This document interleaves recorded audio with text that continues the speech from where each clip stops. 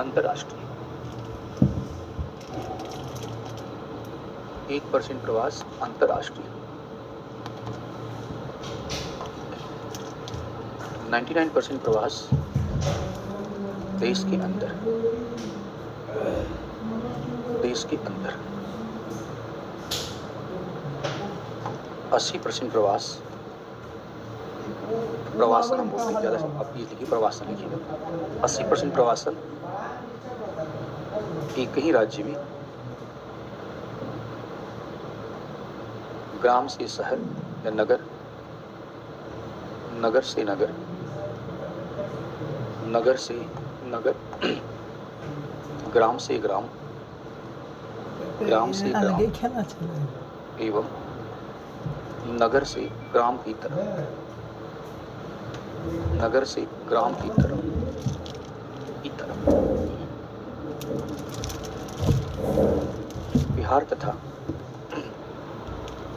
बिहार तथा उत्तर प्रदेश से,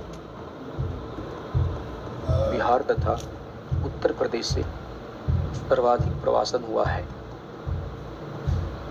सर्वाधिक प्रवासन हुआ है। बिहार तथा उत्तर प्रदेश से सर्वाधिक प्रवासन हुआ है। दिल्ली, दिल्ली एवं महाराष्ट्र। राज्य में सर्वाधिक जनसंख्या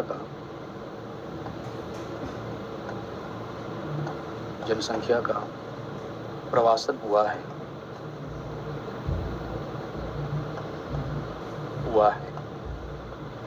ठीक ना? ये क्या है आपका? एक डाटा है। क्या है? एक डाटा है। आंसर जब लिखेंगे तो अगर इस डाटा को मेंशन करेंगे ना, इससे क्या होगा, आपका आंसर थोड़ा और इफेक्टिव बन जाएगा। ये हमारा डाटा, और ये डाटा कब का है हमारा? 2011 की जनगणना का है। 2011 की जनगणना का एक और डाटा अगर आप लिखेंगे ना, सुनिए, एक और डाटा सुनिए, और डाटा से समझिएगा माइग्रेशन।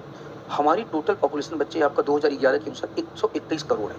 डाटा बस सुनो, हमारी टोटल पॉपुलेशन 2011 में कितनी थी? 121 करोड़। 121 करोड़ जनसंख्या का लगभग आपका 40 से 45% जनसंख्या का प्रवासन हुआ है। इमेजिन करो जरा सा, 121 करोड़ जो टोटल जनसंख्या है, उसका पूरा का पूरा 40 से 45%, कितना? 40 से 45% जनसंख्या का प्रवासन हुआ है। देखिए, एक आंकड़ा कहता है कि 2001 से, ध्यान सुनना, 2001 से 2011 के बीच में हमारी टोटल जनसंख्या, हमारी टोटल जो जनसंख्या है उसमें वृद्धि हुआ है 17% का। कितने परसेंट का? 17 दशमलव कुछ है, हम 17 मान लेते हैं। हाँ, 17% का वृद्धि हुआ है। लेकिन आपका 2001 से 2021 में हम देखें, आपका जो टोटल माइग्रेशन हुआ है, उस माइग्रेशन में 48% का वृद्धि हुआ है। समझो ना आपका? देखिए, जनसंख्या बढ़ी 18%, जनसंख्या कितनी बढ़ी? 17 से 18%, और माइग्रेशन कितना परसेंट बढ़ा? आपका 48% बढ़ा हुआ है। तो 2011 की जनगणना कहती है भारत की कुल जनसंख्या का, भारत की कुल जनसंख्या का लगभग 40% से अधिक, 40% से अधिक जनसंख्या का प्रवास हुआ है। जनसंख्या का प्रवास हुआ है। 40% से अधिक जनसंख्या का प्रवास हुआ है। ठीक ना? ये हमारे कुछ डाटा है, ये हमारे कुछ आंकड़े हैं। इस आंकड़ों से हम अपने उत्तर को क्या दे देंगे? सपोर्ट कर देंगे। जैसे आपको अर्बनाइजेशन पढ़ाऊंगा, ध्यान सुनिएगा। मैं आपको मान लीजिए इसी टॉपिक के बाद हम लोग लेके चलेंगे नगरीकरण में। ठीक, तो नगरीकरण बच्चे अगर हम पढ़ेंगे तो नगरीकरण का डाटा क्या कहता है? सुनो, नगरीकरण का डाटा कहता है 2011 की जनगणना, भारत में नगरीकरण का जो दर है 41.2% है। हम 31 मान लेते हैं। देखिए कि भारत में कुल जनसंख्या 121 करोड़ जनसंख्या का 31% जनसंख्या नगरों में रहती है। कहाँ रहती है? नगरों में रहती है। आपका सोचो कितना कम है, कितना कम है आपका। उतना भी नहीं है जितना प्रवास कर गई है। इसका मतलब भारत में नगरीकरण की दर क्या कहते हैं, बहुत हाई लेवल की नहीं है। देखिए, अब थोड़ा सा बिहार के साथ तुलना करो। देखिए, भारत की कुल जनसंख्या का, भारत की कुल जनसंख्या का बिहार जो आपका लेके बैठा हुआ है 8%। भारत की आपकी 2011 की जनगणना 121 करोड़ थी। ठीक है, उसमें 8 से मल्टीप्लाई कर दो, देखो कितना करोड़ आता है। लगभग आपका 10 करोड़ से ऊपर आएगा। 10 करोड़ से कितना आएगा? ऊपर आएगा। सुनो ध्यान से आपका, तो बिहार में समझो, बिहार में आपका टोटल जनसंख्या आपका कितनी मान लेते हैं? 10 करोड़। एग्जांपल दे रहा हूँ, बिहार की टोटल जनसंख्या हम एक रेंज लेके चलो 10 से 12 करोड़ मानते हैं कि 10 से 12 करोड़ सरप्राइज हो जाओगे। इसका केवल 3.1%, 3.1% जो पॉपुलेशन है वह शहरों में निवास करती है। इमेजिन करो जरा सा, अभिवासन में इसका मतलब बिहार में नगरीकरण की दर बताओ आपका उच्च है या अत्यंत ही मंद है? बिहार में नगरीकरण की दर आपका उन राज्यों से भी धीमी है जो पर्वतीय राज्य है। अभिवासन में देखिए, और बिहार एक बड़ा स्टेट है, एग्रीकल्चरल स्टेट है, ठीक है, आपका सरकारी यहाँ पे यहाँ पॉपुलेशन ज्यादा है, फिर भी बिहार में नगरीकरण की दर क्या है? कम है। तो क्यों कम है? हम वहाँ पे डिस्कशन करेंगे आपसे, हम करेंगे वहाँ पे। नगरीकरण की दर के कम होने के कई सारे रीजन है, कई सारे कारण है, एक ही करके हम चर्चा करेंगे। फिलहाल ये आपने डाटा लिख दिया, ठीक है। अब थोड़ा सा हम डिस्कस करने चल रहे हैं माइग्रेशन के कारण क्या है, प्रवासन को प्रभावित करने वाले कारक, प्रवासन को प्रभावित करने वाले कारक, प्रभावित करने वाले कारक, प्रवासन को प्रभावित करने वाले कारक। ठीक है बच्चे, अब देखो प्रवासन को प्रभावित करने वाले कारक आपके हैं क्या? जब भी ऐसा क्वेश्चन आपसे पूछेगा ना, मेरा रिक्वेस्ट है आपसे, इन सब क्वेश्चन को आप टू द पॉइंट मत लिखिएगा, अलग अलग डायमेंशन बना के लिखिएगा। ऐसा मत लिखिएगा ये कारक नहीं, आपने लिखा प्रभावित करने वाले कारक डायमेंशन। नंबर 1 डाला आपने भौतिक कारक, नंबर 2 डाला आपने सांस्कृतिक कारक, नंबर 3 डाला आपने आर्थिक कारक, नंबर 4 डाला आपने राजनीतिक कारक। समझो ना, अलग अलग डायमेंशन देख के लिखिएगा, और अलग अलग डायमेंशन में जब जाइएगा ना, डॉट करके आपको पॉइंट डाल दीजिएगा, ठीक है ना। ये काम जरूर कीजिएगा। प्रवासन को प्रभावित करने वाले कारक, प्रभावित करने वाले कारकों में पहले फैक्टर की बातें आपके साथ कर रहे हैं। प्रभावित करने वाले कारकों में हम पहले फैक्टर की बातें हम आपके साथ करने वाले हैं, ठीक है। पहला फैक्टर है बच्चे भौगोलिक कारक, पहला है भौगोलिक कारक, भौगोलिक कारक, पहला भौगोलिक कारक हो जाएगा। भौगोलिक कारक के बाद हम आपका लिखेंगे आर्थिक कारक, आर्थिक कारक ये बड़ा इंपॉर्टेंट कारक है, आर्थिक कारक। आर्थिक कारक के बाद हम आपको लेके चलेंगे सांस्कृतिक कारक या सामाजिक कारक लिख लेते हैं, समाज में संस्कृति भी आ जाएगा। सामाजिक कारक, सामाजिक कारक। उसके बाद हम आ जाएंगे और संरचनात्मक कारक। कौन सा कारक? और संरचनात्मक कारक, और संरचनात्मक कारक, ठीक है। और संरचनात्मक कारक में आ जाएंगे। और संरचनात्मक कारक के बाद, ठीक है, और संरचनात्मक कारक के बाद हम एक और फैक्टर ले लेंगे राजनैतिक कारक, राजनैतिक कारक। एक और कारक हम लेंगे, उसका नाम है राजनैतिक कारक, राजनैतिक कारक। इसके अलावा अगर आपका इच्छा है, ठीक है, आप एक और कारक ले सकते हो ऐतिहासिक कारक, ऐतिहासिक कारक, ऐतिहासिक कारक, ठीक है। इतने सारे फैक्टर हम ले सकते हैं, और इतने सारे फैक्टर लेकर हम क्या दिखा देंगे? माइग्रेशन को दिखा देंगे। अब क्वेश्चन उठा कि इतने कितने फैक्टर हो गए? 6 फैक्टर हो गए। इतने सारे फैक्टर हम लेने तो जा रहे हैं, याद रखिएगा। आपका डिपेंड नहीं करता कि क्वेश्चन आपका शॉर्ट पूछा है लॉन्ग पूछा है। अगर शॉर्ट भी पूछा है ना, सुनो, अगर शॉर्ट भी पूछा तो कुछ नहीं करना है आपको, भौगोलिक कारक लिखना है, 2 पॉइंट लिख के एग्जाम्पल सपोर्ट मार देना है। अभिवासन में आर्थिक कारक 3 पॉइंट लिखकर एग्जाम्पल से क्या मार देना है? सपोर्ट मार देना है आपका। ऐसा नहीं खूब डिटेल में लिखना है, ठीक। आप में से कुछ बच्चों के आंसर को मैंने चेक किया हुआ, उनका आंसर पूरी तरह से निबंध की तरह दिख रहा है, ठीक है। निबंध लिखने का तरीका बिल्कुल अलग होता है, और बाकी सब्जेक्ट लिखने का तरीका बिल्कुल क्या होता है? अलग होता है। इस बात को जल्दी आप समझ लीजिए, ठीक है। स्लोगन निबंध में दिए जाते हैं। कहाँ दिए जाते हैं? बड़े बड़े, आजकल तो निबंध में भी बड़े बड़े पैराग्राफ नहीं लिए जाते हैं, ठीक है, छोटे छोटे पैराग्राफ लिए जाते हैं। यहाँ तो बिल्कुल वो काम मत कीजिए कि बड़े बड़े पैराग्राफ लीजिएगा, ठीक है ना। आप इंट्रोडक्शन लिख रहे हैं, शॉर्ट क्वेश्चन अगर है तो ज्यादा से ज्यादा 20 से 25 शब्द में इंट्रोडक्शन खत्म करो। अभिवासन में हाँ लॉन्ग अगर है कोई बात नहीं, आराम से 40 शब्द ले लीजिए और बढ़िया से इंट्रोडक्शन लिखिए। शॉर्ट क्वेश्चन अगर है, जरूरी नहीं है निष्कर्ष लिखना, अगर आपके पास टाइम है तो लिखिए, टाइम नहीं है तो मत लिखिए। अभिवासन में हाँ लॉन्ग क्वेश्चन है, एक अच्छा निष्कर्ष लिखिए, 50 शब्दों का, 40 शब्दों का एक अच्छा निष्कर्ष लिखिए, ये आपको देख के लगे कि नहीं हाँ आंसर को आपने बड़े अच्छे तरीके से कंक्लूड किया है।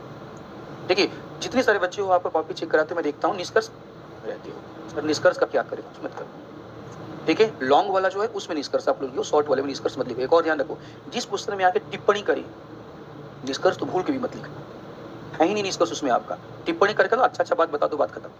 अभिवासन में आज की क्लास के बाद क्या कहते हैं, मैं चला जाऊंगा, लास्ट में आकर 3 क्लास और लूंगा, मुझे याद दिलाना, मैं आपको बता दूंगा हर शब्द का मतलब क्या होता है। चर्चा करें, व्याख्या करें, आलोचना करें, समालोचना करें, आपका टिप्पणी करें, इन सारे के सारे शब्दों के बारे में बता दूंगा मैं, हर शब्दों में क्या क्या लिखा जाता है बता दूंगा मैं, ठीक है।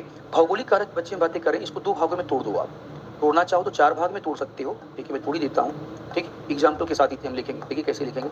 भौगोलिक कारक में सबसे पहले आप बताओ, भौगोलिक कारक में सबसे पहले हम लेके चलते हैं बच्चे भू आकृति। क्या लेके चलते हैं? भू आकृति लेके चलते हैं, भू आकृतिक बनावट, भू आकृतिक बनावट, आप बताइएगा, जो भू आकृतिक बनावट की बच्चे हम बातें करें, भू आकृतिक बनावट की हम मान लो बातें करें, सुनो, भू आकृतिक बनावट की अगर हम बातें करें, ठीक है, तो भू आकृतिक बनावट में क्या आ जाएगा? पर्वत, पठार, ठीक है, मैदान, समझिएगा, पर्वत, पठार, मैदान और मरुस्थल आ जाएंगे ना, सिंपल सा, और घाटी भी आ जाएगा। हम इन्हीं चार की मान लो बातें कर रहे हैं, पर्वत, पठार, मैदान और मरुस्थल, ठीक है। अब देखिए ध्यान से कैसे, इतना हम लिख देंगे और यहाँ पे एग्जाम्पल से सपोर्ट दे देंगे आपका। इतना लिखने के बाद सीधे लिखेंगे आपका कि पर्वत, पठार और मरुस्थल की तुलना में मैदानी प्रदेश में मानव के निवास की अनुकूल दशाएं होती हैं, साथ ही साथ पर मैदानी प्रदेश में बेहतर आजीविका के साधन होते हैं। यही कारण है कि अन्य प्रदेशों की तुलना में मैदानी प्रदेशों में प्रवासन सबसे ज्यादा होता है, जैसे उत्तर भारत का विशाल मैदान। लिख दिया हमने और आंसर को सपोर्ट मार दिया। अभिभाषण में अगर इतना लिखने का टाइम नहीं है आपके पास तो कुछ नहीं करना है। देखो मैं बोल रहा हूँ टाइम अगर नहीं है तब की बातें मैं कर रहा हूँ, हम कुछ नहीं करेंगे। टाइम अगर नहीं है तो यहाँ पे दिखाएंगे मैदान, यहाँ पे दिखाएंगे मैदान, ऐसे फिगर बनाकर यहाँ पे दिखाएंगे पर्वत, यहाँ पे दिखा देंगे आपका पठार, समझिए पठार, और यहाँ पे दिखा देंगे आपका मरुस्थल, मरुभूमि दिखा देंगे, और चारों तरफ से कनेक्शन इसको जोड़ देंगे। यहाँ से प्रवासन दिखा देंगे, यहाँ से प्रवासन दिखा देंगे, यहाँ से प्रवासन दिखा देंगे, लिख देंगे यहाँ पे प्रवासन, ठीक है, प्रवासन दिखा देंगे। और तुरंत यहाँ पे कैसे एग्जाम्पल मारेंगे, ऐसे करके यहाँ पे लिखेंगे उदाहरण। और एक बात और याद रखो, क्या कहते हैं आप लोग जो शब्द लिख रहे हो पूरा लिखा करो। आप लोग ऐसे लिख देते हो EX, क्या है ये, क्या है ये, हो सकता है उसके लिए कुछ और हो जाए तो, ये पर्सन टू पर्सन वेरी करता है ना ये, ठीक है। कुछ लोग ऐसे लिख देते हैं, ठीक है, पूरा लिखा कीजिए आपका। आप हिंदी मीडियम को ये सब वर्ड लिखने की परमिशन आपको नहीं है। आपकी भाषा, आप हिंदी अब भाषा है, लिपि देवनागरी है। कई सारे बच्चे क्या कहते हैं आपका ऐसे लिख देते हैं, आप कार नहीं, पूरा खींचिए ऐसे, देवनागरी लिपि में छोड़ा नहीं जाता है। कॉपी चेक करने वाले के दिमाग में आ गया ना, काट देगा। आपकी भाषा हिंदी है लेकिन जो लिखने जा रहे हो देवनागरी लिपि है, और देवनागरी लिपि में ये सब ध्यान दिया जाता है। अभिभाषण में हाँ ठीक है, आपके पास टाइम अगर नहीं है तो ऐसा नहीं पूरा का पूरा छोड़ दो, आपका पूरे पैराग्राफ में 2-3 वर्ड छोड़ दो, कुछ चलेगा, सारा छोड़ के नहीं आना है। ऐसे हम बना देंगे और उदाहरण यहाँ पे लिख देंगे उत्तर भारत का विशाल मैदान, यहाँ पे सीधा डाल देंगे उत्तर भारत का विशाल मैदान, उत्तर भारत का विशाल मैदान, ऐसे लिख देंगे विशाल मैदान। देखिए ये भी एक तरीका है, लेकिन इस तरीके को हम तब अप्लाई करेंगे जब हमारे पास समय ना हो।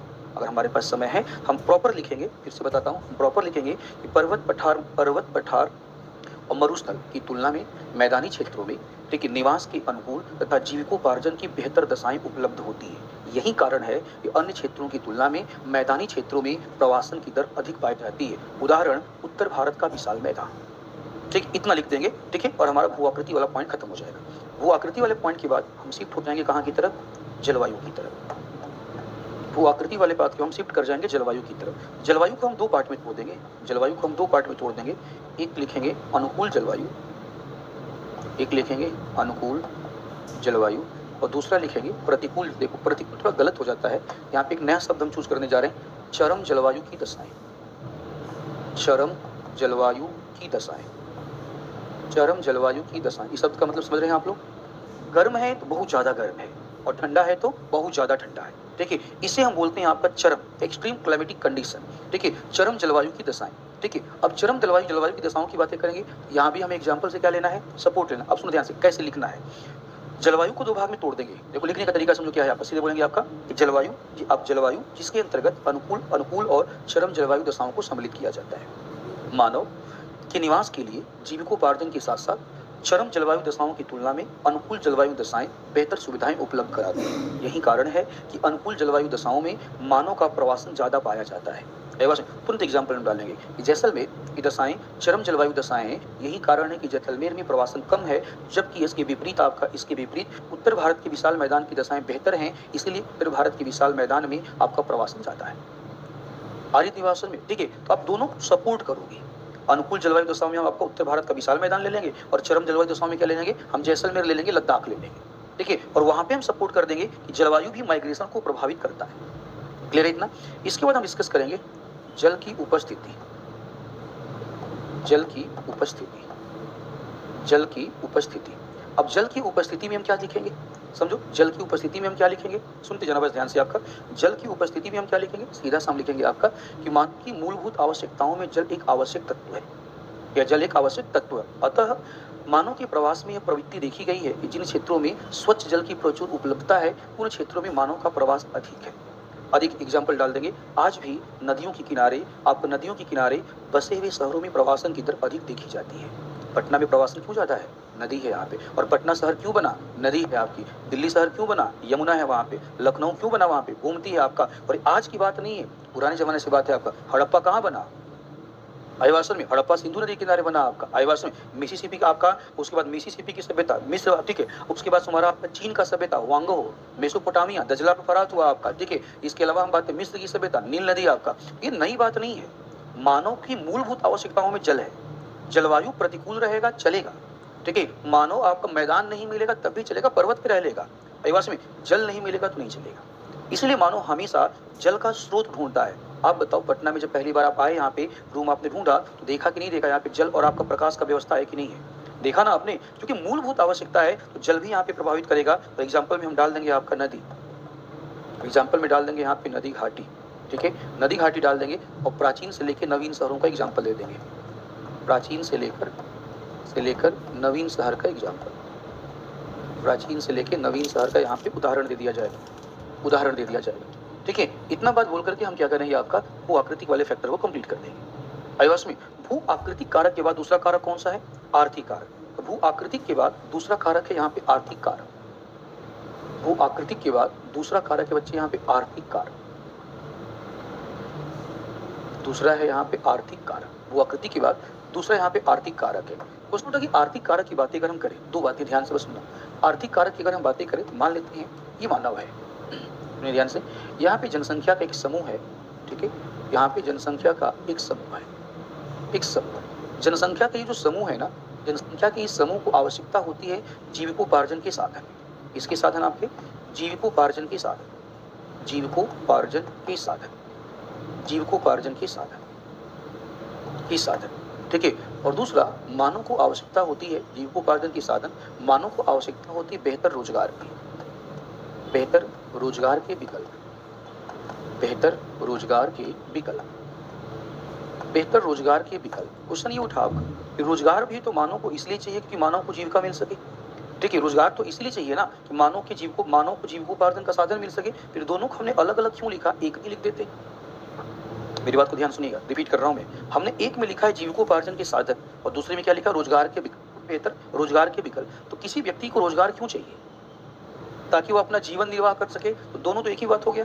तो दोनों जब एक ही बात हो गया आपका, तो दोनों को एक ही साथ क्यों लिखा जाए? दोनों को एक ही साथ एक ही वक्त जोड़ना चाहिए, अलग अलग क्यों लिखा? बोले नहीं सर, दोनों एक नहीं है, अलग अलग है। आयवासन में अभी अलग अलग है। जरूरी नहीं है कि जीविकोपार्जन के लिए आपका रोजगार मिले। अगर मेरे पास क्या कहते हैं आपका बहुत ज्यादा खेत है, मैं खेती करके जीविकोपार्जन कर लूंगा, मुझे रोजगार मिले या ना मिले कोई फर्क नहीं पड़ता। आदिवासन में अगर मेरे पास खेत भी नहीं है, जंगल है, तो मैं जंगलों में शिकार करके भोजन कर लूंगा, मुझे रोजगार मिले या ना मिले आपका। नॉर्थ ईस्ट के लोग क्या करते हैं बताओ आपको? रोजगार वो हंटिंग करते हैं। क्या करते हैं? हंटिंग, शिकार करते हैं और जीविकोपार्जन करते हैं। आदिवासी में कुछ लोग क्या करते हैं आपका? शिफ्टिंग कल्टीवेशन करते हैं। क्या करते हैं? स्थानांतरणशील कृषि करते हैं, झूम कृषि, और वहां पे क्या करते हैं? जीविकोपार्जन करते हैं, ठीक है। हम माना हमने कि रोजगार जो है जीविकोपार्जन का एक तरीका हो सकता है, केवल एक तरीका नहीं है, केवल एक तरीका नहीं है आपका एक नंबर आपका और तरीकों में से एक तरीका हो सकता है। अगर हमें रोजगार नहीं मिलता कोई बात नहीं, खेती करके जीविकोपार्जन कर लेंगे, शिकार करके जीविकोपार्जन कर लेंगे आदिवासन में, ठीक है। अगर ये भी चीजें नहीं मिलती हैं तो हमें रोजगार चाहिए जीविकोपार्जन के लिए। हमें रोजगार इसलिए चाहिए क्योंकि हम केवल जीविकोपार्जन नहीं करना चाहते, जीविकोपार्जन हम नहीं करना चाहते, जीविकोपार्जन के साथ साथ हम एक क्वालिटेटिव लाइफ जीना चाहते हैं। हम अच्छा एजुकेशन लेना चाहते हैं, हम अच्छा स्वास्थ्य की व्यवस्था लेना चाहते हैं, अच्छा परिवहन की व्यवस्था लेना चाहते हैं, हमें अच्छे घरों में रहना है, हमें मेडिकल फैसिलिटी अच्छी चाहिए। तो इसके लिए पैसा कमाना जरूरी है, ठीक है। और इस सब के लिए पैसा कमाना जरूरी है, इसीलिए दोनों को यहाँ पे अलग अलग लिखा गया है। जीविकोपार्जन का साधन अलग, बेहतर रोजगार के विकल्प अलग। हाँ, रोजगार जीविकोपार्जन को सपोर्ट जरूर करता है। आदिवासी में अब क्वेश्चन उठा, ये दो चीजें समझो आपका, ये दोनों चीजें, इन दोनों चीजों की समझो आपका, इन दोनों चीजों की उपलब्धता, उपलब्धता जिस भी क्षेत्र में होगी, उपलब्धता जिस क्षेत्र में होगी, उपलब्धता जिस क्षेत्र में होगी वहां पर बताओ प्रवासन की दर क्या हो? वहां पर प्रवासन की दर अधिक होगी, वहां पर प्रवासन की दर अधिक होगी। प्रश्न उठा, ये दोनों चीजें ध्यान सुनिएगा, ये दोनों चीजें आपका मिलेगी कहां पे? आर्थिक कारक में आते हैं। ये दोनों चीजें हमें मिलेंगी कृषि क्षेत्र में। कहां मिलेंगी हमें? कृषि क्षेत्र में मिलेंगी। ये दोनों चीजें हमें कहां पे मिलेंगी? आपका उद्योगों वाले क्षेत्र में, उद्योग में मिलेंगी। ये दोनों चीजें हमें कहां पे मिलेंगी? खनन के क्षेत्र में मिलेंगी। माइनिंग वाले क्षेत्र में मिलेंगी। ये दोनों चीज़ें हमें कहाँ पे मिलेंगी आपका, यहाँ पे सेवा क्षेत्र विकसित हुआ है। क्या विकसित हुआ है आपका, सेवा क्षेत्र विकसित हुआ है। ये दोनों चीज़ें हमें कहाँ पे मिलेंगी आपका, जहाँ पे बंदरगाह विकसित हुए हैं, जहाँ पे बंदरगाह विकसित हुए हैं आपके। देखिए ये ऐसे क्षेत्र हैं, समझिए ऐसे क्षेत्र हैं, ये कृषि, उद्योग, खनन, सेवा, बंदरगाह, समझिएगा। ये जो दोनों क्षेत्र हैं आपके, ये सारे के सारे सेक्टर हैं, क्या हैं ये जीविकोपार्जन के, ये जीविकोपार्जन के बेहतर सुविधाएं प्रदान करते हैं, बेहतर सुविधाएं प्रदान करते हैं, बेहतर सुविधाएं प्रदान करते हैं। साथ ही साथ समझिए ये जो क्या है आपके, ठीक है, रोजगार के अवसर देते हैं, रोजगार के अवसर उपलब्ध कराते हैं, अवसर उपलब्ध कराते हैं, रोजगार के अवसर उपलब्ध कराते हैं। अब बताओ, अगर ये सारे के सारे फैक्टर रोजगार के अवसर उपलब्ध कराते हैं, बेहतर विकल्प के अवसर उपलब्ध कराते हैं, तो इन क्षेत्रों में प्रवासन की दर ज्यादा होगी या कम, ज्यादा होगी। हमें चाहिए एग्जाम्पल, याद रखिएगा, हर जगह एग्जाम्पल से सपोर्ट कीजिए। आप लोगों के आंसर में दो बड़ा मिस्टेक है, एक तो क्या कहते हैं आप एग्जाम्पल नहीं देते हो, और दूसरा आप डाटा का यूज नहीं करते हो। हमें दोनों चाहिए। इसका एग्जाम्पल कैसे कैसे एग्जाम्पल दिया जाएगा, कृषि क्षेत्र आप जानते हो, कृषि क्षेत्र का एग्जाम्पल आप जानते हो, आपको बताने की कोई आवश्यकता नहीं है आपका, ठीक है। सीधा नाम क्या लिखेंगे आप, उत्तर भारत का, ठीक है, उत्तर भारत का विशाल मैदान, सीधा डालेंगे यहाँ पे, उत्तर भारत का विशाल मैदान। चलो ठीक। अगर हम उद्योग की बातें करेंगे बच्चे, उद्योग की बातें करेंगे तो उद्योग में दीजिए एग्जाम्पल, ठीक है। आप जमशेदपुर का एग्जाम्पल दीजिए, इसका एग्जाम्पल दीजिए, जमशेदपुर का भी एग्जाम्पल दे दीजिए, भिलाई का एग्जाम्पल दे दीजिए, कानपुर का एग्जाम्पल दे दीजिए, अहमदाबाद का एग्जाम्पल दे दीजिए, अयवासन में जालंधर का एग्जाम्पल दे दीजिए, भिलाई का एग्जाम्पल दे दीजिए, जो देना है दे दो आप एग्जाम्पल। एक तो एग्जाम्पल देकर दिखा देना कि इन क्षेत्रों में उद्योगों के विकास के कारण ही प्रवासन की दर ज्यादा है। अयवासन में अगला हमारा क्या है, माइनिंग सेक्टर है। कौन सा सेक्टर है हमारा, माइनिंग। देखिए माइनिंग सेक्टर के एग्जाम्पल की बातें किया जाए, ठीक है, यहाँ पे एग्जाम्पल की बातें किया जाए तो डालो, झरिया को डालो यहाँ पे, ठीक है, झरिया डाल दो, ठीक है, रानीगंज डाल दो, ठीक है, बड़े बड़े सेंटर डाल दो, रानीगंज डाल दो, बोकारो डाल दो, बोकारो डाल दो आपका, झरिया, रानीगंज, बोकारो डाल दो। अगर हम सेवा क्षेत्र की बातें करें, सेवा क्षेत्र की बातें करें, सेवा क्षेत्र में आपका बेस्ट एग्जाम्पल बेंगलोर को डाल दो, ठीक है, बेंगलोर, बेंगलोर को एग्जाम्पल डाल दो आपका। नोएडा औद्योगिक क्षेत्र बच्चे, नोएडा औद्योगिक क्षेत्र है, नोएडा का नाम ही आपका न्यू ओखला इंडस्ट्रियल एरिया, अयवासन में, ठीक है, ठीक है, तो ये नोएडा इंडस्ट्रियल क्षेत्र है, समझ रहे हो ना आपका। हाँ, इंडस्ट्रियल क्षेत्र के कारण वहाँ पे क्या हुआ, सर्विस सेक्टर विकसित हो गया, तो नोएडा इंडस्ट्रियल क्षेत्र है। तो नोएडा को डालना चाहते तो नोएडा को इंडस्ट्रियल सेक्टर में डाल देना, बंदरगाह को बताने की आवश्यकता आपको है नहीं। आप दो दुनिया भारत के बड़े बड़े बंदरगाह ले लीजिए, एक पश्चिमी तट पे ले लीजिए मुंबई, और एक पूर्वी तट पे क्या ले लो, कोलकाता, ठीक है, पूर्वी तट पे ले लो आपको कोलकाता, ठीक। एग्जाम्पल से आपने क्या किया, अपने उत्तर को सपोर्ट कर दिया, ठीक। ये हो जाएंगे आपके आर्थिक कारक। कौन सी कारक हो जाएंगे, आर्थिक कारक हो जाएंगे। आर्थिक कारक की बात देखो, कौन सा कारक लिखा हुआ है, सामाजिक कारक। अब हम थोड़ा सा चलते हैं सामाजिक कारक की तरफ, अब हम चलते हैं सामाजिक कारक की तरफ, सामाजिक कारक। अब हम मूव कर रहे हैं, शिफ्ट कर रहे हैं सामाजिक कारक की तरफ। सोशल फैक्टर या सामाजिक कारक, ध्यान से बातों को सुनिएगा। मान लीजिए ये एक रीजन है, यह एक प्रदेश है, ये ग्रामीण क्षेत्र, सारे बच्चे ध्यान से समझेंगे। आप अपने आप को इसके साथ आप क्या करो, कनेक्ट करो। ये ग्रामीण क्षेत्र है, ठीक है, ग्रामीण क्षेत्र है, और ग्रामीण क्षेत्र में निवास करने वाली हमारी जनसंख्या, अपने आप को कनेक्ट कीजिए जरा इस टॉपिक के साथ। ग्रामीण क्षेत्र में निवास करने वाली जनसंख्या, ग्रामीण क्षेत्र में निवास करने वाली जनसंख्या चाहती है यह क्या करे, आपका उच्च, सुनते जाइएगा, उच्च गुणवत्ता, ठीक है, पूर्ण जीवन व्यतीत करे। ध्यान सुनिएगा, उच्च गुणवत्तापूर्ण जीवन व्यतीत करे, ठीक है, उच्च गुणवत्तापूर्ण जीवन क्या करे, या व्यतीत करे। ये जनसंख्या, ठीक है, ये जनसंख्या चाहती है कि इसे मनोरंजन के बेहतर विकल्प मिले। सुनते जाना बस ध्यान से, ये चाहती है कि मनोरंजन के इसके बेहतर क्या मिले, आपके बेहतर आपके विकल्प मिले, मनोरंजन के बेहतर विकल्प मिले। ये जनसंख्या चाहती है कि सामाजिक भेदभाव ना हो। सुनते चलना, जनसंख्या चाहती है कि सामाजिक भेदभाव ना हो, भेदभाव ना हो, सामाजिक भेदभाव ना हो। ये जनसंख्या चाहती है कि इसका सामाजिक उत्थान हो, समाज में इसका नाम हो, सामाजिक उत्थान। सुनते चलना बस, सामाजिक उत्थान। आप यही चाहते हो, हाँ या ना, ठीक है, यही चाहते हो ना आप लोग, ठीक है, आप यही चाहते हो, ये सारी चीजें हो। हमारी जनसंख्या चाहती है, समझिएगा, हमारी जनसंख्या चाहती है कि समाज में जात पात की व्यवस्था ना हो, ठीक है, भेदभाव केवल जात पात पे नहीं होता, आर्थिक आधारों पे भी भेदभाव होता है, ठीक है। तो यहाँ पे हमने बोला कि जात पात का अवरोध ना हो, जात पात का अवरोध ना हो, ठीक है, बैरियर ना हो। हमारी जनसंख्या ये चाहती है, हमारी जनसंख्या ये जाति। अब कुछ एग्जाम्पल देने जा रहा हूँ, आप जिस भी जाति के हैं यहाँ पे बैठे हुए हैं, मेरे उस एग्जाम्पल से रिलेट करके आप बुरा मत मानिएगा। अब मैं कुछ एग्जाम्पल देने जा रहा हूँ, आ रीति भाषा में, आप जिस भी जाति के हो, ठीक है, मैं जिस जाति का हूँ मैं उसी जाति का विरोध भी करता हूँ। कई बार हम पढ़े लिखे लोग हैं, अगर हम पढ़े लिखे लोग इसका विरोध नहीं करेंगे कोई मतलब है नहीं पढ़ने लिखने का। जो मैं बात बोलने जा रहा हूँ उसको ध्यान से समझिए। कुछ एग्जाम्पल दूंगा मैं, ध्यान से मेरी बात को सुनिएगा। हमारी सोसाइटी बनी है, हमारी सोसाइटी बटी है। अब आपका सोसाइटी का जब जन्म हुआ तो सारी चीजें कर्म के आधार पे थी। ब्राह्मण थे, क्षत्रिय थे, वैश्य थे और शूद्र थे। ब्राह्मण समाज का हर वो व्यक्ति बन सकता था जिसके पास पढ़ने पढ़ाने की क्षमता हो। समाज में किसी भी जात में आप जन्म लिए हो, आपका कोई फर्क नहीं पड़ता। क्षत्रिय कोई भी बन सकता था अगर वो समाज की रक्षा कर रहा है तो। आदिवासी में ब्राह्मण का बेटा अगर आपका समाज की सेवा कर रहा है, उसे शूद्र की कास्ट में ही डाला जाएगा, उसे ब्राह्मण नहीं बोला जाएगा। तो हमारा सब कुछ कर्म के आधार पे था। तो सोसाइटी का स्ट्रक्चर कितना अच्छा था कि 4 भागों में बांट करके हमने जात पात खत्म किया था। कोई जात थी ही नहीं उस समय। हुआ क्या होगा उस समय आपका कि धीरे धीरे यही प्रथा हमारी आपका जात के आधार पे आ गई। किस आधार पे आ गई? जात के आधार पे आ गई। अब मुझे बताओ, जो प्रथा जात के आधार पे आ गई, इस जात के आधार पे प्रथा में पढ़ने लिखने का अधिकार किसके पास था? किसके पास था?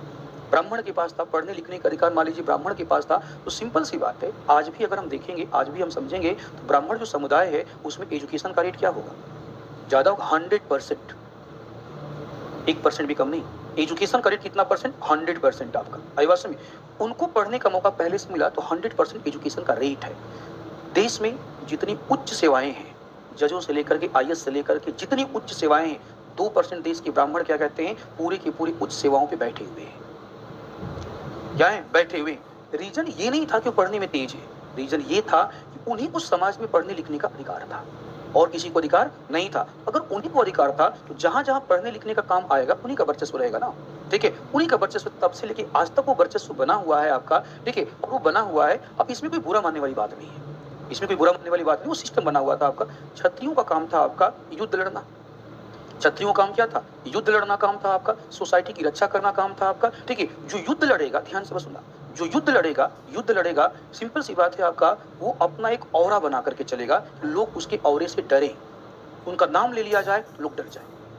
आदिवासी में वो युद्ध लड़ रहा है आपका, तो सोसाइटी का जो सोसाइटी होगी, उस सोसाइटी का जो बड़े बड़े लैंड होंगे उस पर किसका अधिकार होगा? आज भी किसका अधिकार है? किसका अधिकार है? ठीक है, वो सिस्टम वहां से चलता चला आया। आदिवासी में धीरे धीरे व्यवस्था टूट रही। यहाँ पे मैं आना चाहता हूँ तुरंत टॉपिक पे। ठीक है, एक समुदाय वैश्य समुदाय, वैश्य समुदाय की जिम्मेदारी थी, जिसे हम लोग शायद आज बनिया समुदाय कहते हैं। वैश्य समुदाय की जिम्मेदारी थी इस समाज में क्या करे, आपका व्यापार करे और पूरे के पूरे पैसे वाला मॉनिटरिंग वही करे, और पूरे के पूरे पैसे का मॉनिटरिंग वही करे आपका आज। ठीक है, अब जो पैसे का मॉनिटरिंग कर, खर्च करने का अधिकार नहीं था, पैसे के मॉनिटरिंग करने का अधिकार था, समाज को चलाने का अधिकार। तो आज बताइएगा, आज भी आपकी समाज में जो बनिया समाज है क्या बहुत ज्यादा पैसा खर्च करता है? क्या पैसा बचा के रखता है? आप जमीन बेचो तुरंत खरीदेगा, तुरंत खरीदेगा आपको। वहां से सिस्टम चलता चला आया है। ठीक है, अब अगले पॉइंट पे हम आ रहे हैं आपका। समाज में एक और कास्ट था आपका शूद्र। शूद्र कोई जन्मजात शूद्र नहीं होता, कर्म से शूद्र था, धीरे धीरे जन्मजात होने लगा। तो जो शूद्र समाज है, ना तो उसको पढ़ने का अधिकार था, ना लिखने का अधिकार था, ना युद्ध लड़ने का अधिकार था, ना व्यापार करने का अधिकार था। उसको केवल और केवल समाज का सेवा करने का अधिकार था, सोसाइटी को साफ करने का अधिकार था, गंदगी साफ करने का अधिकार था।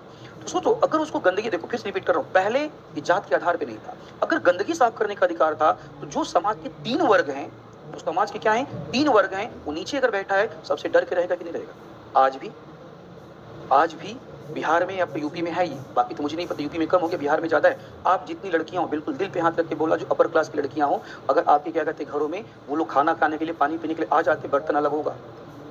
बर्तन अलग है कि नहीं है? अलग। झूठ नहीं, मैंने बोला आप नहीं मानती हो ना। अरे झूठ मत बोलो। क्या कहते हैं, हकीकत को स्वीकार करने में क्या कहते हैं आपका कोई गलती नहीं है। हकीकत को स्वीकार करने में, मैंने बोला तूने मेरी बातों को ध्यान नहीं दिया, मैंने बोला अपर क्लास की, तूने बात को ध्यान नहीं दिया। ब्राह्मण और क्षत्रिय की बातें कर रहा हूं मैं।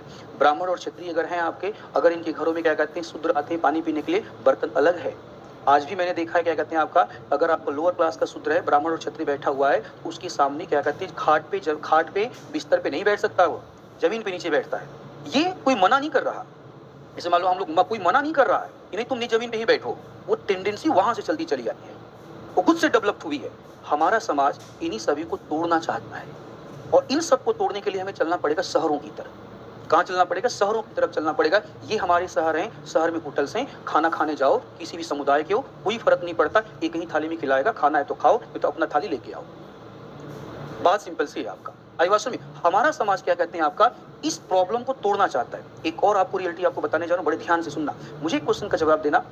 किसी के घर में, यूपी बिहार में होता है, किसी के घर में क्या कहते हैं, अगर डेथ होती है, ध्यान सुनना, डेथ होती है तो डेथ के बाद तेरहवीं किया जाता है।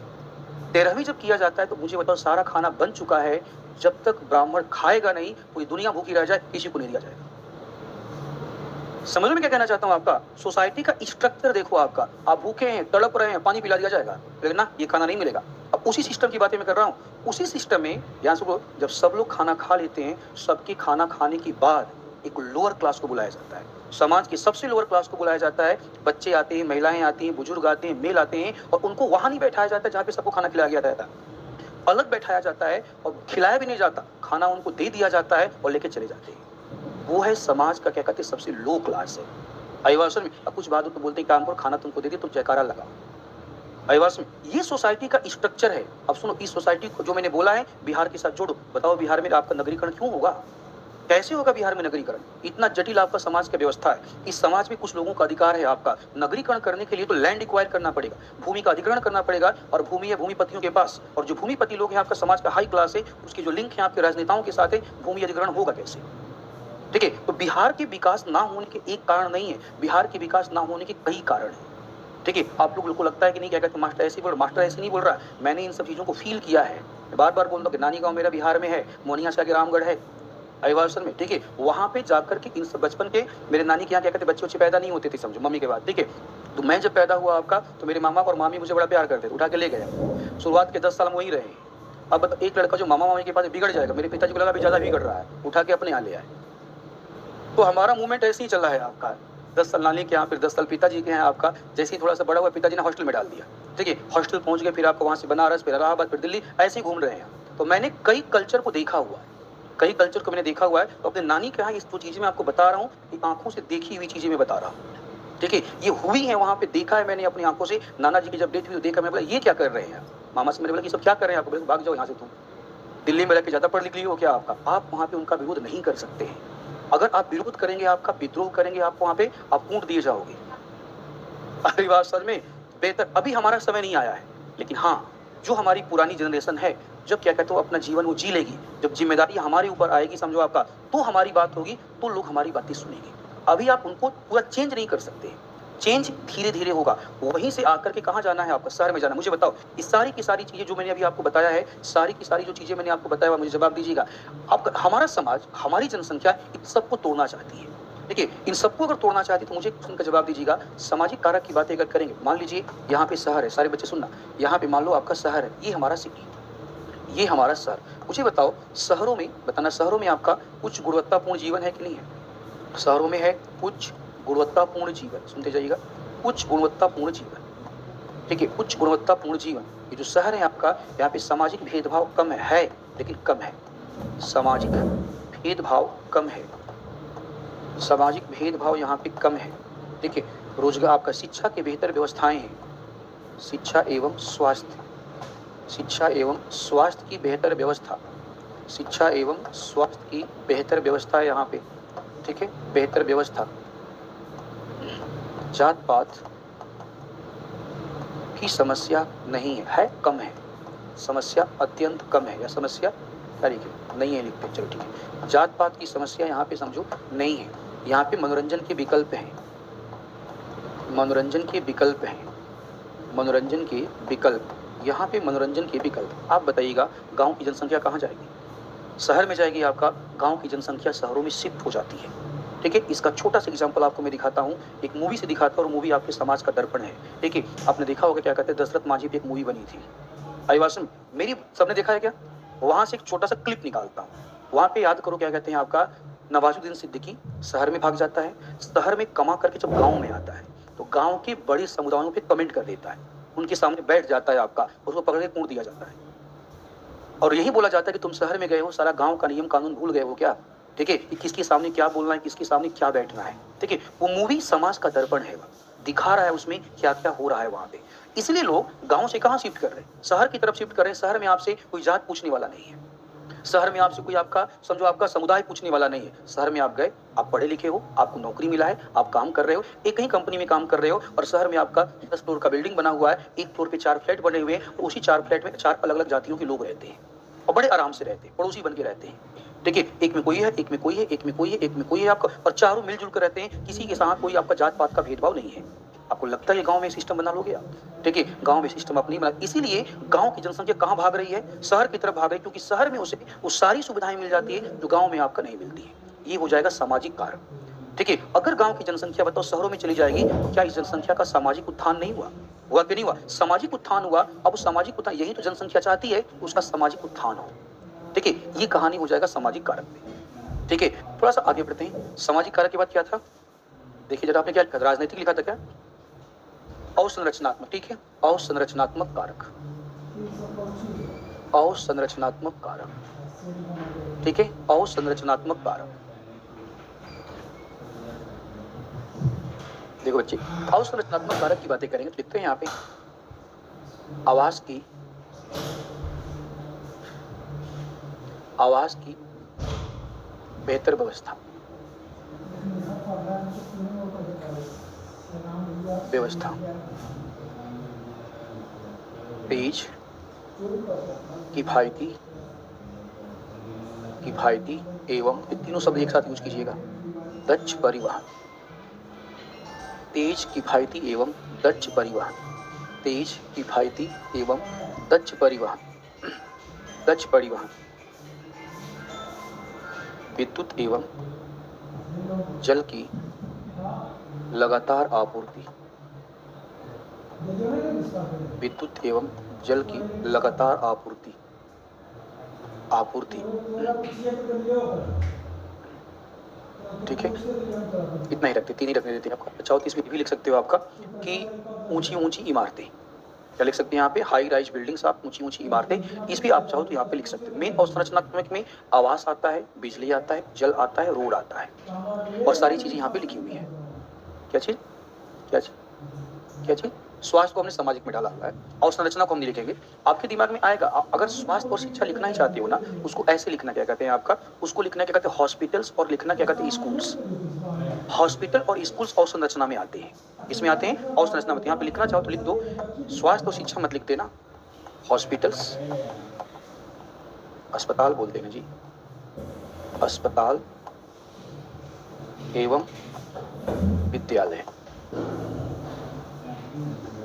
अस्पताल एवं विद्यालय, अभिभाषण में। ठीक है, ये लिख देना है आपका। शिक्षा और स्वास्थ्य को हमने कहाँ पे लिखा हुआ है? सामाजिक में लिखा हुआ है। ये सारे बताओ, जितनी सारी चीजें बच्चे देखो, जितनी सारी चीजें यहाँ पे लिखी हुई, बताओ ये ग्रामीण क्षेत्रों में ज्यादा बेहतर है या शहरी क्षेत्रों में? तो गांव की जनसंख्या कहाँ शिफ्ट करेगी? शहर की तरफ शिफ्ट करेगी, इसीलिए ग्रामीण जनसंख्या शहरों की तरफ आपका शिफ्ट होती है आपका। आदिवास में थोड़ा सा आगे बढ़ते हैं। ठीक है, इसके बाद बताओ क्या था? राजनैतिक कारक। चलिए जरा सा हम लोग राजनैतिक कारक की तरफ चलते हैं। राजनैतिक कारक, राजनैतिक कारक, हम लोग यहाँ पे राजनैतिक कारक की तरफ चलते हैं। हम लोग यहाँ पे राजनैतिक कारक की तरफ चलते हैं। राजनैतिक कारक की बातें अगर हम करें, समझिए राजनैतिक कारक में पहला कारक हम क्या लिखेंगे? आंतरिक अशांति, आंतरिक विद्रोह लिख देते हैं। आंतरिक विद्रोह एवं अशांति, आंतरिक विद्रोह एवं अशांति, हम ये लिख देते हैं। आंतरिक विद्रोह एवं अशांति, आंतरिक विद्रोह एवं अशांति। ठीक है, चाहो तो इसमें एग्जाम्पल दे दीजिएगा आपका, बांग्लादेश का एग्जाम्पल दे दीजिएगा। बांग्लादेश में बताओ आंतरिक जब विद्रोह हुआ, आंतरिक विद्रोह के कारण आप बताइए, अगर भारत सरकार ने अपनी सीमाओं को सील नहीं किया होता तो करोड़ों बांग्लादेशी कहाँ थे? भारत में आ जाते आपका और भारत में शरणार्थी बन जाते आर्यनिवासन में। ठीक है क्या? हाँ बिल्कुल लिख सकते हैं आपका। मणिपुर का एग्जाम्पल, जम्मू कश्मीर का एग्जाम्पल डालो, जम्मू कश्मीर एग्जाम्पल तो बेस्ट एग्जाम्पल है आपका। आप सीधे, हाँ, ये किसी कास्ट या समुदाय को नहीं लिखना है, सीधा लिखना है कि जम्मू कश्मीर में आंतरिक अशांति के कारण बड़ी संख्या में उस क्षेत्र से लोगों का पलायन हुआ है।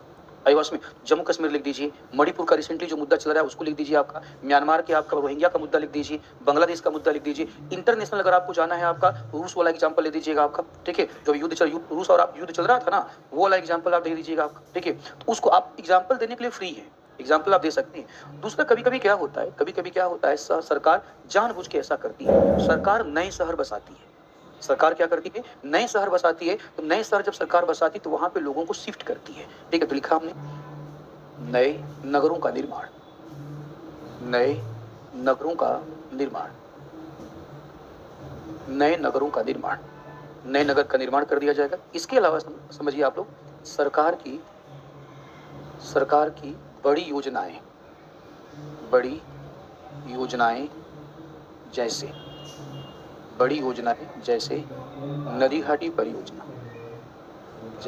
नदी घाटी परियोजना, सरकार की बड़ी योजनाएं जैसे नदी घाटी परियोजना, समझे ना आप लोग, जैसे नदी घाटी परियोजना। आप बताइए, मैंने एग्जाम्पल इसका दिया था, नर्मदा बचाओ आंदोलन याद है ना आप लोगों को? देखिए, सरदार सरोवर परियोजना थी, सरदार सरोवर परियोजना गुजरात के नर्मदा वाली सरदार सरोवर परियोजना थी। मोदी सरकार बस बांध की हाइट को क्या करना चाहती थी? बढ़ाना। तो बांध की हाइट को हम बढ़ाएंगे तो वाटर ज्यादा स्टोर होगा, तो हमें जगह भी क्या चाहिए? ज्यादा जगह। अगर हमें ज्यादा चाहिए तो वहां पे लोग बैठे हुए, लोगों को वहां से हटाना पड़ेगा। तो मेधा पाटेकर ने क्या किया? आंदोलन चलाया।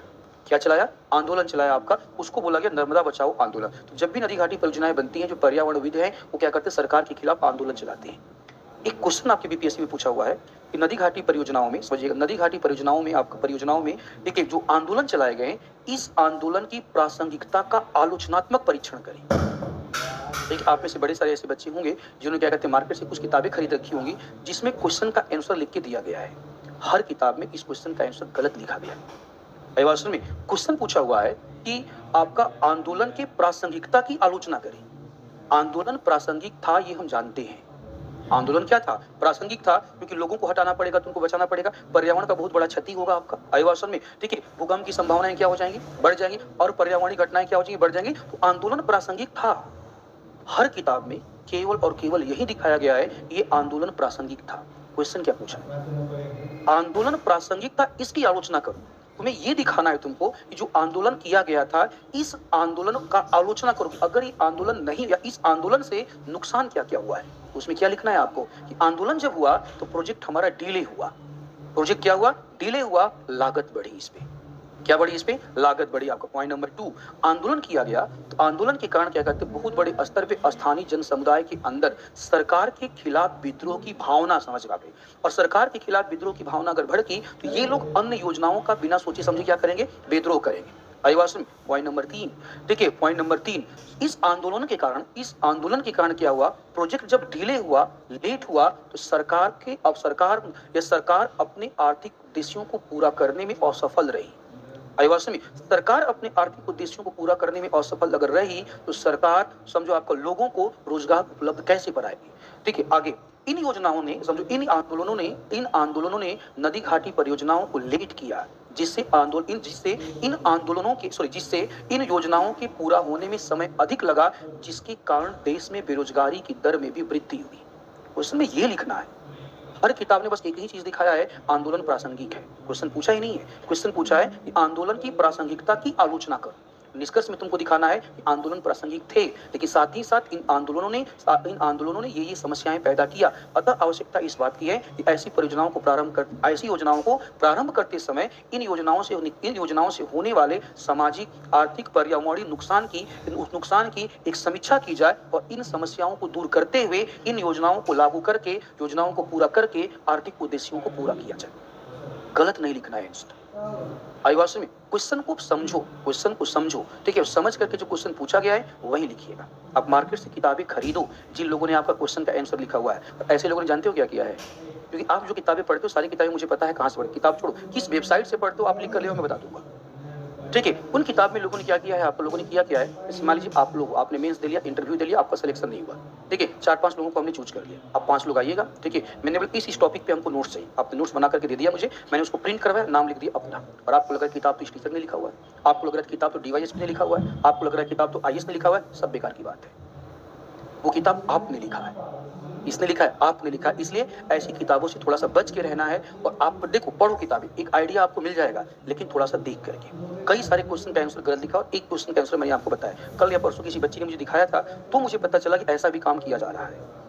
ठीक है ना, बच करके थोड़ा सा आलोचना किया गया है, तो आप क्या करो, सरकार के फेवर में दिखाओ। ये क्वेश्चन पूछा हुआ है कि सरकार की आंदोलन की प्रासंगिकता की आलोचना करो। तो सरकार की बड़ी योजनाएं जैसे नदी घाटी परियोजना, तुरंत एग्जांपल डाल देना सरदार सरोवर परियोजना, तुरंत यहाँ पे एग्जांपल डाल देना सरदार सरोवर परियोजना, टिहरी परियोजना, सरदार सरोवर परियोजना, सरदार सरोवर परियोजना या टिहरी परियोजना, ऐसे एग्जांपल आप डाल दीजिए। ये हो जाएगा हमारे राजनीतिक कारक। क्या हो जाएंगे? राजनीतिक कारक की बात राजनीतिक कारक के बाद एक और कारक है, उसका नाम क्या है? ऐतिहासिक। राजनीतिक कारक के बाद एक और कारक है, इसका नाम है ऐतिहासिक कारक। ठीक है, इसका नाम है ऐतिहासिक कारक। ऐतिहासिक कारक, ठीक है। ऐतिहासिक कारक की बातें अगर हम करें आपका, तो समझो ऐतिहासिक कारक में आएगा क्या? ध्यान से, ऐतिहासिक कारक में हम दो चीजें लेके चलेंगे। कई बार ऐसा होता है, ध्यान सुनिए, कई बार ऐसा होता है कि कोई रीजन होता है, कोई आपका क्षेत्र होता है, उस क्षेत्र में ये परंपरा देखी जाती है, यहाँ के हर गांव, हर घर से कोई ना कोई व्यक्ति आपका किसी न किसी शहर की तरफ शिफ्ट करेगा। जैसे पंजाब है, पंजाब के लगभग हर घर से कोई ना कोई व्यक्ति कनाडा जाएगा। वो आज से नहीं है, पहले से है। वो कहाँ से? आपका पहले से। पंजाब के लोग कनाडा में ही शिफ्ट होते हैं, मैक्सिमम कहाँ जाते हैं? कनाडा में ही शिफ्ट होते हैं आपका। इसका ऐतिहासिक कारक है। इसका क्या है? ऐतिहासिक कारक है। इसी तरीके से बताओ, अगर हम साउथ इंडिया की बातें करें, समझिएगा, साउथ इंडिया की बातें करें, दक्षिण भारत की बातें करें, तो दक्षिण भारत में क्या है आपका? तामिल। समझो आपका तामिल, तमिल और द्रविड़ियन, यही था ना आपका। ठीक है, तमिल और द्रविड़ियन संस्कृति थी। ठीक है, तमिल और द्रविड़ियन संस्कृति थी। तमिल और द्रविड़ियन संस्कृति बहुत ही विकसित संस्कृति थी। अगर तमिल द्रविड़ियन विकसित संस्कृति थी, तो इस विकसित आपकी संस्कृति के जो शहर होंगे वो भी क्या होंगे? अगर शहर विकसित होंगे तो उनको माइग्रेट करने की आवश्यकताएं क्या है? इसीलिए साउथ इंडिया से बहुत ज्यादा आपको माइग्रेशन नहीं दिखेगा। याद रखिएगा, साउथ इंडिया से आपको बहुत ज्यादा माइग्रेशन नहीं दिखेगा, ज्यादा माइग्रेशन आपको नॉर्थ इंडिया से दिखेगा। आपके इंडिया के नॉर्थ इंडिया की बातें करें तो जो विकसित संस्कृति थी वो नॉर्थ वेस्ट में थी। हड़प्पा था, क्या था? सिंधु घाटी सभ्यता। सिंधु घाटी सभ्यता में कुछ शहरों का मैं नाम ले रहा हूँ आपका। हड़प्पा था, कालीबंगन था, मोहनजोदाड़ो था, सरकोटदी था आपका, यही था ना आपका, सरकोटदी था आपका, लोथल था। ये सारे के सारे बताओ आपके जो सिटी थे, विकसित शहर थे आपके, सारे के सारे सिटी बताओ नॉर्थ इंडिया में थे या पश्चिमी इंडिया में थे? नॉर्थ वेस्ट इंडिया में थे। नॉर्थ वेस्ट इंडिया में थे आपका। इसीलिए क्या कहते हैं? इसलिए प्लस अगर इस संस्कृति को हम हटा दें, इस संस्कृति को हम क्या करें? हटा दें। आप बताओ, इंडिया में मैक्सिमम जो आक्रमण हुए कहां से हुए?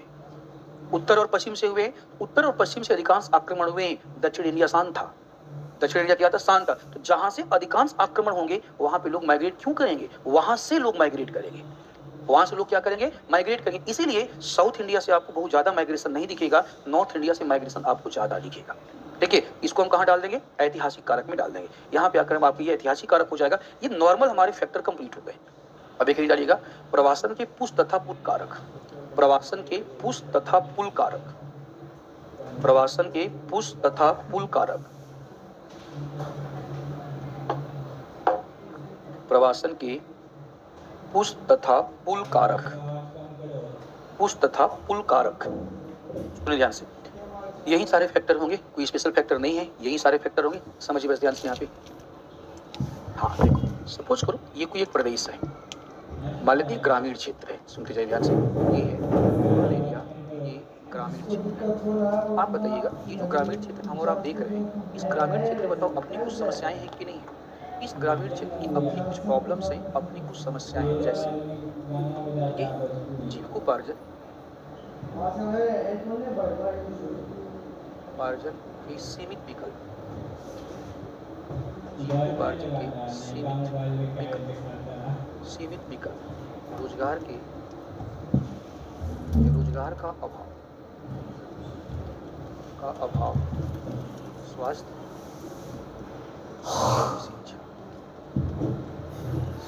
एवं शिक्षा जैसी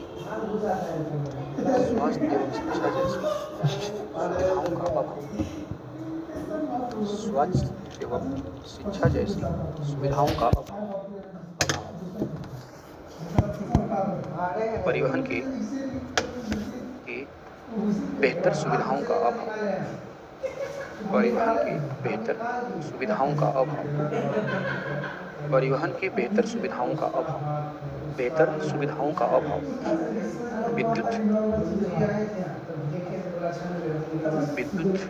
कटाव की समस्या,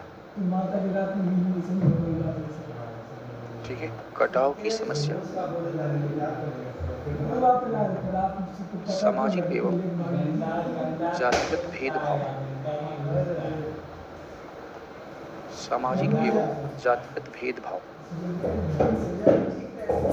जातिगत भेदभाव, मनोरंजन के विकल्प का अभाव, मनोरंजन के विकल्प का अभाव, मनोरंजन के विकल्प का अभाव, विकल्प का अभाव, आर्थिक असमानता,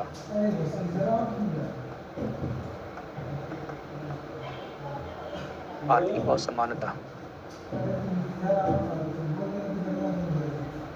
निम्न कोटि के आवास, निम्न कोटि के आवास। ये समझिए इस क्षेत्रों की अपनी समस्याएं हैं। कुछ समस्याएं हमने लिखा है, कुछ समस्याएं हमने लिखा है। ठीक, यहाँ पे एक और पॉइंट आप लिख सकते हो, बेहतर प्रशासन, प्रशासन की चुनौती, प्रशासन की चुनौती। ठीक है, ये यहाँ पे क्या है आपका, ये समझिए इस रीजन की अपनी क्या है, इस रीजन की अपनी कुछ प्रॉब्लम्स हैं। समझिएगा, ये इस रीजन की अपनी कुछ प्रॉब्लम्स हैं, प्रॉब्लम्स है। अब बताओ, अपने आप को तुलना करो जरा सा, आप जिस भी गांव से आते हो आप बताओ, जो पॉइंट यहाँ पे लिखा हुआ है क्या ऐसी समस्याएं हैं? हैं ऐसी समस्याएं? अगर ऐसी समस्याएं तो आप बताना बच्चे, ये समस्याएं जो यहाँ पे लिखी गई हैं आपको गांव से शहर की तरफ धकेलती है कि नहीं धकेलती है? इसी को बोलते हैं पुश फैक्टर। क्या बोलते हैं? Push factor. ये वो प्रॉब्लम्स हैं जो आपको मजबूर कर देंगी गांव को छोड़ के कहाँ चलो, शहर की तरफ चलो। इसे कहा जाता है पुश फैक्टर, इसे कहा जाता है पुश फैक्टर। प्रवासन के, प्रवासन के, ठीक है, पुश फैक्टर या पुश कारक, प्रवासन के पुश फैक्टर या पुश कारक। थोड़ा सा और आगे चलिएगा, इधर देखिएगा।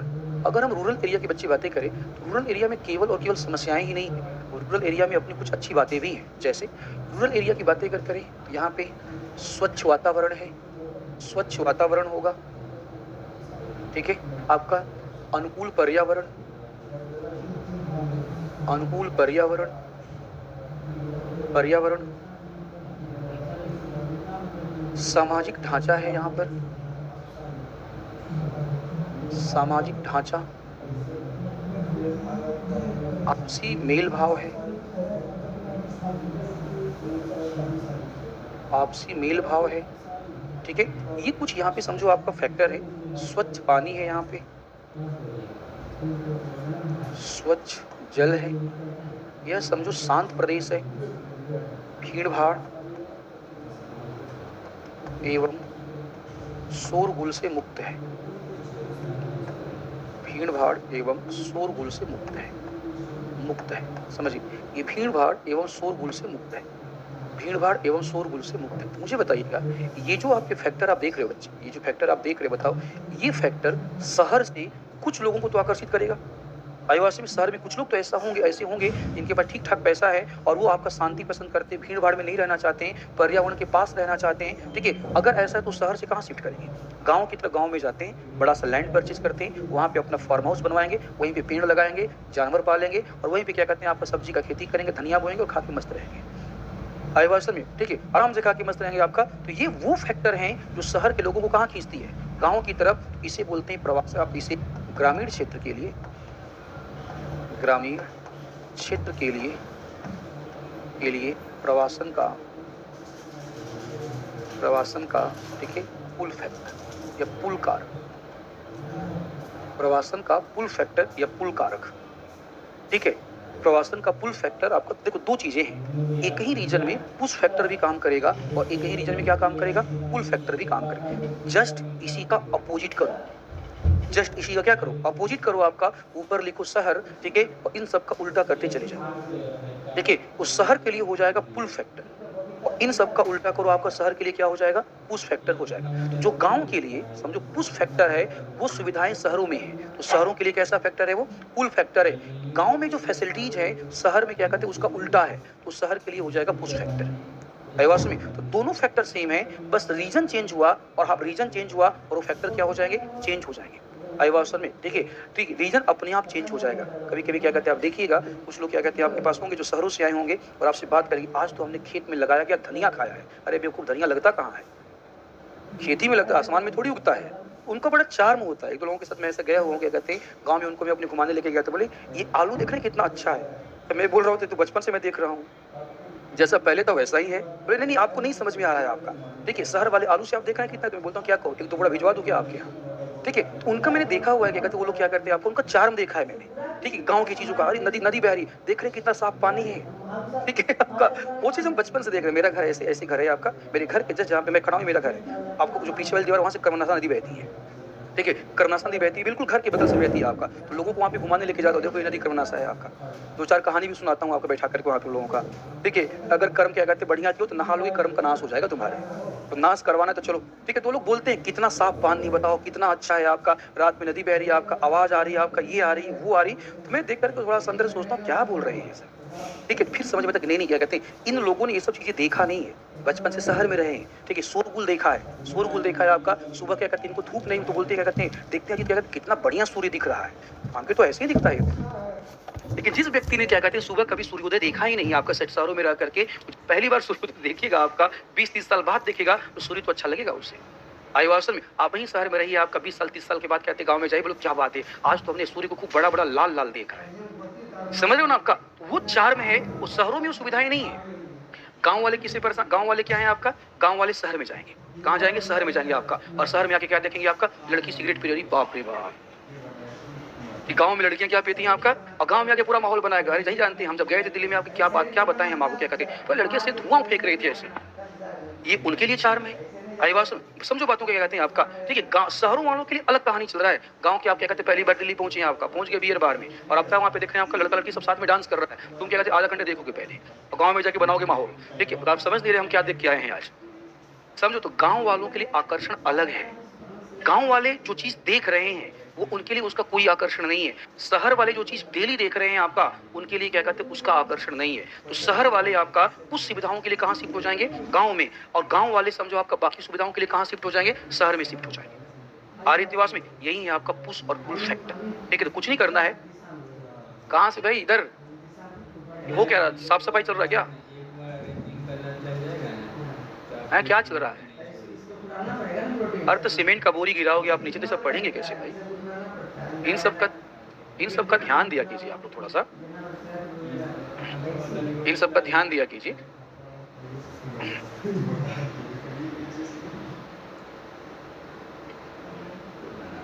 भूगोल कहता है, सुनो ध्यान से, भूगोल कहता है, भूगोल में नगर की परिभाषा दी जाती है, भूगोल कहता है कि नगर में सारी सुविधाएं अगर हैं तब भी वो नगर नहीं है, नगर नगर तभी होगा जब नगर में रहने वालों को नगर का फीलिंग आता हो, ये भूगोल कहता है। पटना में हम रह रहे, पटना में रह रहे करके आपका गांव का फीलिंग आ रहा है तो पटना नगर नहीं है,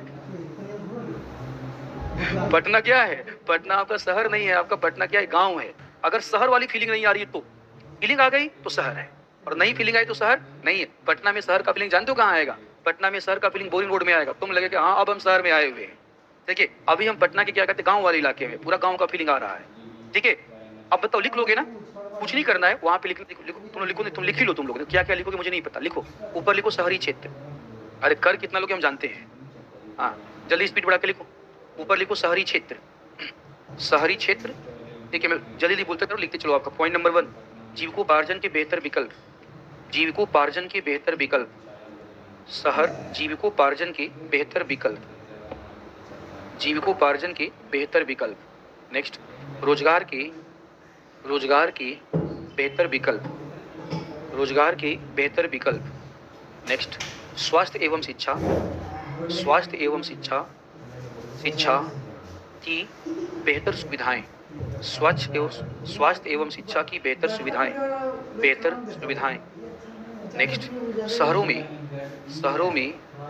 दक्ष, शहरों में तेज एवं किफायती, दक्ष तेज एवं किफायती परिवहन की सुविधा विद्यमान है, परिवहन की सुविधा विद्यमान है, विद्यमान है।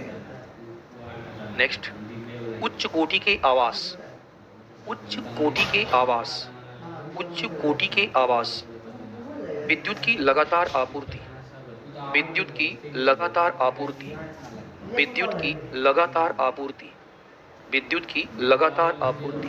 नेक्स्ट, मनोरंजन के बेहतर विकल्प, मनोरंजन के बेहतर विकल्प, मनोरंजन के बेहतर विकल्प। नेक्स्ट, एक प्रभावी प्रशासन, मनोरंजन के बेहतर विकल्प, एक प्रभावी प्रशासन, एक प्रभावी प्रशासन, एक प्रभावी प्रशासन, एक प्रभावी प्रशासन, प्रभावी प्रशासन, प्रशासन। नेक्स्ट, मजबूत आधारभूत अवसंरचना, मजबूत आधारभूत अवसंरचना, मजबूत आधारभूत अवसंरचना, आधारभूत अवसंरचना, ठीक ना। सबको ऐसे ही कर दीजिए जैसे मैंने बॉक्स में बंद किया है, बॉक्स बंद करके लिख दीजिए शहरों में प्रवासन के लिए पुल कारक, शहरों में प्रवासन के लिए पुल कारक, शहरों में प्रवासन के लिए पुल कारक, पुल कारक, शहरों में प्रवासन के लिए पुल कारक, पुल नहीं पुल, पुल कारक, पुश कारक नहीं, ये आकर्षित करेगा, ये शहर की तरफ क्या करेगा, आकर्षित करेगा, तो पुल फैक्टर होगा। अगला लिखिएगा, एक थोड़ा सा हेडिंग डाल दो, हेडिंग डालो, शहर में ऐसे लिखो, शहर से लिखो, में नहीं, शहर से प्रवासन के लिखो, शहर से प्रवासन के पुश कारक, शहर से प्रवासन के पुश कारक, शहर से प्रवासन के पुश कारक। पॉइंट नंबर 1, पॉइंट नंबर 1, पर्यावरण प्रदूषण की समस्या, पर्यावरण प्रदूषण की समस्या, पर्यावरण प्रदूषण की समस्या, प्रदूषण की समस्या। पॉइंट नंबर 2, भीड़ भाड़ शोरगुल, भीड़ भाड़ शोरगुल, भीड़ भाड़ शोरगुल तथा ट्रैफिक जाम की समस्या, तथा ट्रैफिक जाम की समस्या, ट्रैफिक जाम की समस्या, ट्रैफिक जाम की समस्या, जाम की समस्या, की समस्या। नेक्स्ट, स्वास्थ्य की समस्या, नगरीय उष्मन द्वीप, नगरीय उष्मन द्वीप, नगरीय उष्मन द्वीप की समस्या, की समस्या, नगरीय उष्मन द्वीप की समस्या, ठीक है ना। ये बाकी प्रदूषण को मैंने एक साथ कर दिया है। वायु, हमने लिखा है पर्यावरण प्रदूषण, उसमें सब आ जाएगा, वायु प्रदूषण, जल प्रदूषण आ जाएगा, ध्वनि प्रदूषण आ जाएगा, प्रकाश प्रदूषण आ जाएगा, सारा प्रदूषण एक साथ हो गया पर्यावरण प्रदूषण। अरे में ये चीजें शहर की जनसंख्या को कहाँ फेंक देंगी, गांव की तरफ फेंक देंगे, सरप्राइज हो जाओगे। मैं थोड़ा सा भारत और यूएसए का नगरीकरण में आपको समझाता हूँ। भारत में क्या करोगे, आपको देखोगे ना, भारत में देखोगे तो भारत में सिटी के पास की जो जमीन होती है वो ज्यादा महंगी होती है। अभिवासन में यूनाइटेड स्टेट ऑफ अमेरिका में ऐसा नहीं है। यूनाइटेड स्टेट ऑफ अमेरिका में पूरी तरह से नगरीकरण हो चुका है। क्या हो चुका है, नगरीकरण हो चुका है। वहां पे लोगों के पास अच्छा खासा पैसा, ठीक है, तो वो लोग नगर के शोर शराबे से कहाँ रहना चाहते हैं, दूर रहना चाहते हैं। तो केंद्र से आपका शहर के सेंटर से दूर गांव की तरफ वो अपने आवास बनाते हैं। तो शहर के केंद्र से दूर गांव की तरफ जो भूमि है वो वहां ज्यादा मांगी है और शहर के पास की भूमि वहां पे कम मांगी है। आदिवासी में उनका कैरेक्टर अलग है। मान लीजिए हमारे इंडिया में ऐसे समझो, हमारे इंडिया में हम और आप जितने लोग बैठे हुए सबका पैसे, सबके पास अच्छा खासा पैसा होता है। तो हम और आप बताओ शांति ढूंढते, हम और आप प्रकृति के पास रहना चाहते, हम और आप साफ हवा ढूंढते, ये ढूंढते ना, हम और आप साफ पानी ढूंढते। तो साफ हवा, साफ पानी भीड़ भाड़ वाले इलाके में मिलेगी या दूर इलाके में, दूर इलाके में हम भी कहाँ शिफ्ट करते, गांव की तरफ शिफ्ट करते। हमारा आपका पहला प्रायोरिटी भी पैसा कमाना है, क्योंकि ना तो हमें अच्छा शिक्षा मिला, ना तो हमें समझो बेहतर आपका आवास मिल रहा है। तो इसीलिए आपका साफ पानी, साफ हवा, ये सब हमने छोड़ दिया। तो कोई बात नहीं, गंदा पानी रहेगा चल जाएगा, पहले एक नौकरी ले लेते हैं। जितने लोग यहाँ पे बैठे हुए हो, आपका पटना में रहते, तो कितने लोगों को साफ पानी मिलता है पीने के लिए, समझ रहे हो ना, आपका कितने लोगों को साफ पानी मिलता है, कितने लोगों को साफ हवा मिलती है। आप ले तो रहे थे हवा अभी कुछ देर पहले। आईवासर में ये साफ पानी साफ, लेकिन अगर आपके पास पैसा होता तो, समझ में क्या कहना चाहता हूँ, ठीक है। तो ये कहानी चल रही है आपको। तो भारत में नगरीकरण अलग कहानी पे चलता है, भारत की दुनिया अलग चलती है, पूरे विश्व की दुनिया क्या है आपका अलग चलती है। हम अभी अमीर बनने वाले हैं, पता नहीं बनेंगे कि नहीं बनेंगे कौन जानता है, एक कोशिश जारी है हमारी, ठीक है। यूनाइटेड स्टेट ऑफ अमेरिका अमीर बन चुका है। आईवासर में वहाँ के लोगों का पर कैपिटा इनकम इंडिया की तुलना में बहुत ज्यादा है। आईवासर में जितना पूरे साल में कमाते नहीं उतना एक दिन में खर्च कर देते हैं उसे। आईवासर में वो कहानी अलग चलती है उनकी, आपकी उनकी कहानी अलग चलती है और इधर की कहानी अलग चल रही है, ठीक है। ये है प्रवासन के पुश और पुल फैक्टर, इसी को लिखना पड़ेगा आपको, समझ। अगर क्वेश्चन पूछा जाएगा तो चलो, ये तो हो गया प्रवासन, क्लियर है। अब प्रवासन की समझो प्रभाव, ठीक है, डालो हेडिंग, प्रवासन के नकारात्मक प्रभाव है, पर्यावरण में चर्चा करेंगे उसे, ठीक है, सब पर्यावरण में डिस्कस करेंगे। अगर आपने मुझसे पीटी पढ़ा हुआ है तो आप इसके बारे में जानती हैं, नहीं पढ़ा हुआ तो कोई बात नहीं, हम बताएंगे, ठीक है। पढ़ा हुआ है तुमने पीटी मुझसे, फिर तुमको क्यों नहीं पता है। ऐसा हो ही नहीं सकता कि मैं पीटी पढ़ाऊं और इन सब शब्दों का यूज ना करूं, ठीक है। आप भूल गई हैं, आप ये बोलिए कि सर हम भूल गए हैं, याद नहीं आ रहा है आपका, देखिए बस थोड़ा एक मिनट बाद इतना जान लीजिए। प्रकाश प्रदूषण का मतलब होता है आर्टिफिशियल लाइट। हम रात में सोना चाहते हैं, ठीक है, रात सोने के लिए बनाई गई, आपका जागने के लिए नहीं बनाई गई। आपका शहर का जो आपका जीवन है वो आपका लेट नाइट कल्चर है, शहर का जीवन क्या है? लेट नाइट कल्चर है आपका। लेट नाइट कल्चर और शहर में हमने मनोरंजन के साधन दिए, हमने ट्रैफिक लाइट लगा दिया, स्ट्रीट लाइट हमने लगा दिया, चारों तरफ बल्ब लगा दिए, शॉपिंग मॉल खोल दिए हमने, आपका शॉपिंग मॉल खोल दिए, पीवीआर खोल दिए आपके, ठीक है। शॉपिंग मॉल पीवीआर में आपका क्या हो रहा है? आपका मूवी का शो चल रहा है आपका रात से 12 से 3 बजे तक, रात में आपका 11:30 से 2 बजे तक चल रहा है आपका। तो शॉपिंग मॉल अगर खुले रहेंगे आपका तो लाइट जलेगी, लाइट अगर जलेगी तो आसपास जो रेजिडेंशियल कॉलोनी है, आसपास रहने वाले जो लोग हैं, आसपास जो आपके जंगल हैं, आसपास जो आपके वन हैं, उस पे रहने वाले जो पशु पक्षी हैं, वो सोएंगे कैसे? भाई बस इसे कहते हैं प्रकाश प्रदूषण। आप जब बचपन में थी आपका, आप हर डेली रात में उल्लू देख लेती थी, कहाँ गया उल्लू?